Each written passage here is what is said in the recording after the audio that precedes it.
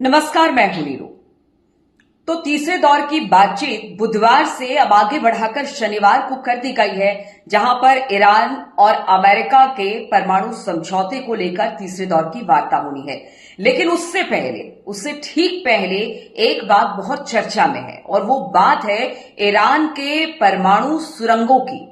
दो सुरंगें बताई जा रही हैं जिसकी बहुत चर्चा हो रही है।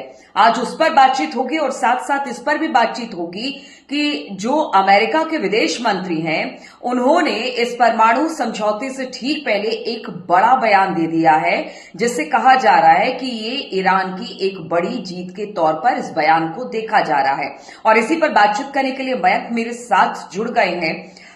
मयंक, सबसे पहले तो सवाल यही है कि ये जो दो परमाणु सुरंगों की बात ईरान की हो रही है वो है क्या, और दूसरी बात यह है कि ऐसी क्या बात आखिर अमेरिका के विदेश मंत्री ने कह दिया जिसके बाद कहा जा रहा है कि जो परमाणु समझौते को लेकर जो बातचीत हो रही थी उसमें ईरान की एक बड़ी जीत है। देखिए, ओमान में तीसरे दौर की बातचीत होनी है अमेरिका और ईरान के बीच, लेकिन इस वक्त एक ऐसी खबर है जो इंटरनेशनल मीडिया में छाई हुई है और इसके बारे में सब तरफ चर्चा हो रही है। और ये खबर है ईरान की उन परमाणु सुरंगों के बारे में जिसमें कहा जा रहा है कि बड़े पैमाने पर एटम बम्स या न्यूक्लियर बॉम्ब्स हो सकते हैं। देखिए, कुछ खबरें इंटरनेशनल मीडिया में जो हैं उसके मुताबिक ये कहा जा रहा है कि जो ईरान का नतांज न्यूक्लियर प्लांट है, इसके पास, इसके दक्षिण एरिया में कुछ टनल्स बनी हुई हैं। स्पेसिफिकली अगर कहें तो 2 से 3 टनल्स का जिक्र हो रहा है। कई रिपोर्ट्स में बताया जा रहा है कि ये जो सुरंगें हैं इसमें ईरान ने अपना न्यूक्लियर प्रोग्राम हिडन रूप से जारी रखा हुआ है। अब ये जो टनल्स हैं इसके बारे में फिलहाल किसी को कोई जानकारी नहीं है कि ये टनल्स एग्जैक्टली नातांज से कितनी दूरी पर हैं, ये कितनी गहराई पर हैं। लेकिन जो अमेरिकी एजेंसीज हैं इसमें इस तरह की खबरें जो है वो बाहर आती रहती हैं समय समय पर। और ऐसी एक खबर एक बार फिर ये जो न्यूक्लियर टॉक्स हो रही हैं अमेरिका और ईरान की तीसरी दौर की बातचीत के ठीक पहले ये खबर बाहर आई है। और इसमें ये कहा जा रहा है कि ईरान की ये जो 2 सुरंग हैं ये नातांज न्यूक्लियर प्लांट के करीब हैं, जो कि ज़मीन से कई मीटर गहराई पर है। और ऐसा अंदेशा जताया जा रहा है कि इसमें जो है वो बड़ी मात्रा में ईरान ने एनरिच्ड यूरेनियम जो है वो जमा कर रखा है।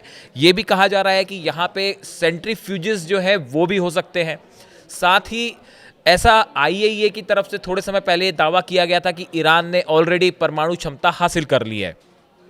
अमेरिका को ये शक है, अमेरिका एजेंसीज को ये शक है, सीआईए को ये शक है कि हो सकता है ईरान ने ऑलरेडी जो है वो न्यूक्लियर टेस्ट कर लिए हैं और कई न्यूक्लियर बॉम्ब्स बना भी लिए हैं जो कि इन टनल्स में छिपा के रखे गए हैं। देखिए, अब से थोड़े दिनों पहले हमने देखा था कि ईरान ने अपनी मिसाइल सिटी दिखाई थी। ये तीसरी मिसाइल सिटी थी जिसमें हमने देखा था कई लॉन्ग रेंज बैलिस्टिक मिसाइल्स जो हैं वो वहाँ पे देखी जा सकती हैं। उसी तरह से ये न्यूक्लियर टनल्स जो हैं वो अचानक चर्चा में आ गई हैं। और गौर करने वाली बात है, ये जो तीसरे दौर की बात ओमान में होनी है शनिवार को अमेरिका और ईरान के बीच, इसके ठीक पहले इसकी चर्चा छिड़ गई है। अब ये जो टनल है जिसका जिक्र हो रहा है कि इसमें ईरान के कई परमाणु बम हो सकते हैं, इसको लेके आखिर अमेरिका इतना कंसर्न क्यों है और क्या वाकई ऐसा है? देखिए, हम आपको एक दो बयान बताते हैं जो इस पूरे मैटर को हाईलाइट कर रहे हैं। अमेरिका के जो विदेश मंत्री हैं, फॉरेन सेक्रेटरी हैं मार्को रूबियो, इनका एक बयान आया है। इन्होंने कहा है कि अगर ईरान नागरिक परमाणु समझौता चाहता है तो ये हो सकता है, लेकिन इसके लिए उन्हें संवर्धित यूरेनियम आयात करना पड़ेगा। अब इसमें 2 बातें हैं, जरा ध्यान से समझिए। पहले मैं इंग्लिश में भी इसको बताऊं एग्जैक्ट उन्होंने क्या कहा। If Iran wants a civil nuclear programme they can have one just like many other countries in the world have one, that is they import enriched material. देखिए, इनका कहना ऐसा है, दो बातें कही यहाँ पे मार्को रूबियो ने। एक पहली बात तो उन्होंने ये कही है कि ईरान अगर अपना सिविल न्यूक्लियर प्रोग्राम जारी रखना चाहता है तो वो रख सकता है। ये ईरान की वाकई बहुत बड़ी जीत है, इसलिए क्योंकि इसके पहले हमने देखा था कि अमेरिका की तरफ से लगातार बयान आ रहे थे। ट्रंप का बयान आया, विटकॉफ का बयान आया कि भाई ईरान को अपना परमाणु कार्यक्रम पूरी तरह से बंद करना पड़ेगा, उसको अधिकार ही नहीं है किसी तरह का परमाणु कार्यक्रम चलाने का, चाहे सिविल हो चाहे वो मिलिट्री यूज के लिए हो। नेतन्याहू ने तो यहां तक कहा था इजराइल ने कि जैसे लीबिया में हुआ उसी तरह से जो उसके न्यूक्लियर प्लांट्स है उसको हटा के दूसरी कंट्री भेज दिया जाना चाहिए या उसे डिस्ट्रॉय कर देना चाहिए। लेकिन अब तीसरे दौर की बातचीत के पहले मार्को रूबियो का यह बयान, अमेरिका के विदेश मंत्री का यह बयान कि अगर ईरान चाहे तो सिविल न्यूक्लियर प्रोग्राम चाहे तो चला सकता है, ये ईरान के विदेश नीति की बहुत बड़ी जीत है। हम बार बार कह रहे हैं, ईरान शुरू से कह रहा है कि हम किसी हालत में किसी सूरत में अपना न्यूक्लियर प्रोग्राम सिविल एनर्जी के लिए जो है उसे नहीं छोड़ेंगे, जो लगातार अब्बास अराक्ची कह रहे थे। अब देखिए, अमेरिका कुछ हद तक इसके लिए तैयार हो गया है। वो इलेक्ट्रिसिटी बनाने के लिए, कारखाने चलाने के लिए जो सिविल न्यूक्लियर एनर्जी की जरूरत है ईरान की, उस पर समझौता करने के लिए राजी हो गया है। लेकिन मार्को रूबियो ने, विदेश मंत्री, यहां एक शर्त रख रहे हैं। वो ये कह रहे हैं कि ईरान खुद अपना यूरेनियम एनरिच नहीं करेगा, उसे विदेश से, बाहर से यूरेनियम आयात करना पड़ेगा। यानी अमेरिका इस बात को लेकर शंका में है कि ईरान कभी भी वो लेवल हासिल कर सकता है यूरेनियम एनरिचमेंट का जिससे वो बम बना सके। दूसरी बड़ी बात, मार्को रूबियो ने कहा है कि इस समय मध्य पूर्व में कोई भी सैन्य कार्रवाई बड़े संघर्ष में तब्दील हो सकती है, इसलिए शांतिपूर्ण कोशिशों से समझौता किया जाए।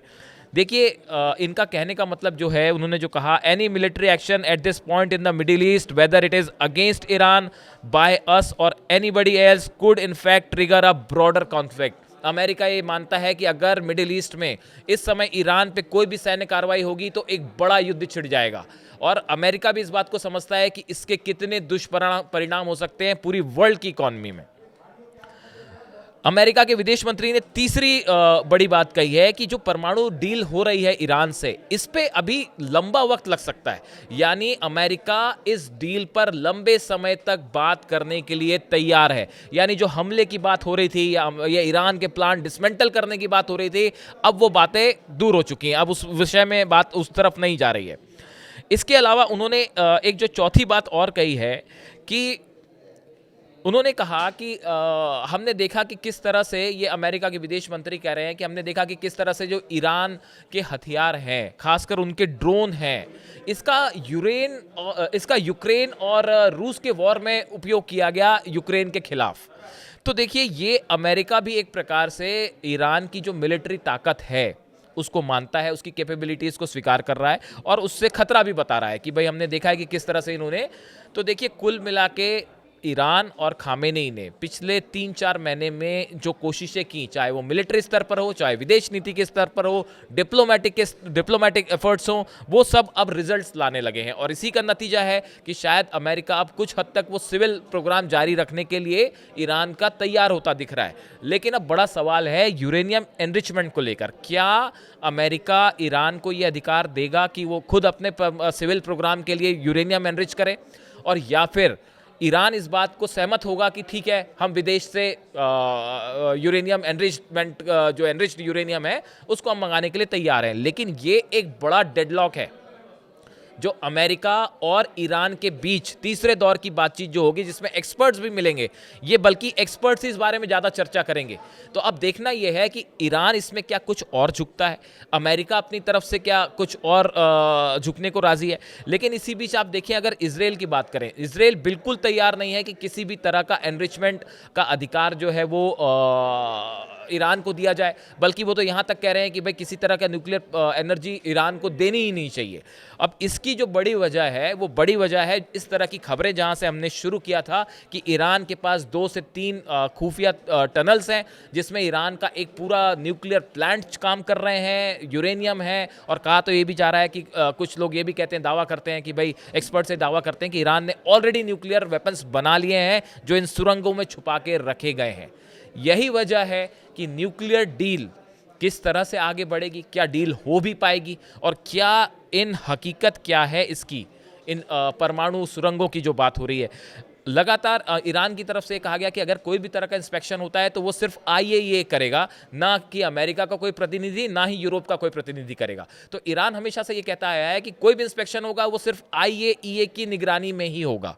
अब इन हालात में एक तरफ ईरान की सुरंगों की चर्चा हो रही है, परमाणु उनके कार्यक्रम की चर्चा हो रही है, ऐसे में यूरेनियम एनरिचमेंट को लेकर क्या कोई समझौता हो पाएगा, इस दिशा में बात शनिवार को कितने आगे बढ़ती है हम आपको बताएंगे। इस खबर पे हमारी नजर रहेगी, आपको अपडेट देते रहेंगे। तो अमेरिकी विदेश मंत्री ने जिस तरह की बातें की और तीसरे दौर की बातचीत अब शनिवार को होनी है, तो क्या हम ये मान के अब चले कि यहां से जिस तरह से अमेरिकी विदेश मंत्री ने जो बयान दिया उससे बातचीत एक सकारात्मक बातचीत के तौर पर आगे बढ़ेगी? क्या इसके कोई सकारात्मक परिणाम निकलेंगे? इस खबर पर लगातार हमारी नजर बनी रहेगी। आप बने रहिए हमारे साथ।